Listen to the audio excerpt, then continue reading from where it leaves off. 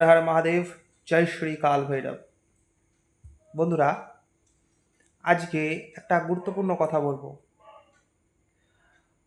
সেটা হচ্ছে আগামী 8ই জুলাই বিশেষ একটি দিন। যারা আপনারা বজরংবলীর পুজো করছেন তাদের জন্য বিশেষ দিন। 8ই জুলাই মঙ্গলবার। এই দিন বজরংবলীকে কিছু জিনিস আপনারা চড়ালে বিশেষভাবে লাভবান হবেন। যাদের শনির 7.5 ঢাইয়া চলছে তাদের ক্ষেত্রে ভীষণ পরিমাণে বেনিফিশিয়াল হবে। কী সেই জিনিস?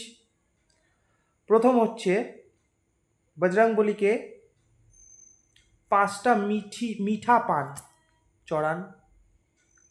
সেকেন্ড জিনিস, একটি কমলা রঙের শালু কাপড়।